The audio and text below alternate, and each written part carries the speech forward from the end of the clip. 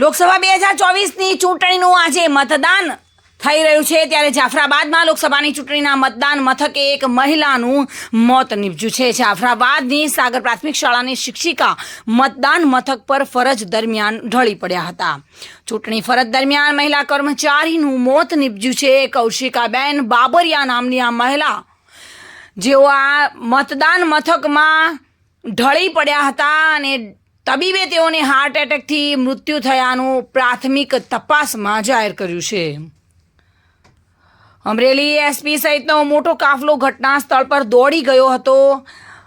ચૂંટણીની ફરજ દરમિયાન આ મહિલા ચૂંટણી બૂથ પર જ ઢળી પડ્યા હતા અને મોટી સંખ્યામાં ત્યાં લોકો પણ ઉપસ્થિત હતા। જોકે ઘટનાની જાણ થતાં જ અમરેલી એસપી સહિતનો કાફલો ત્યાં દોડી આવ્યો હતો અને તબીબે આ મહિલાને મૃત જાહેર કર્યા હતા। હાર્ટ એટેકથી આ મહિલાનું મોત થવાનું પ્રાથમિક અનુમાન સામે આવ્યું છે। કૌશિકાબેન બાબરિયા નામની મહિલા કર્મચારીનું મોત નીપજ્યું છે।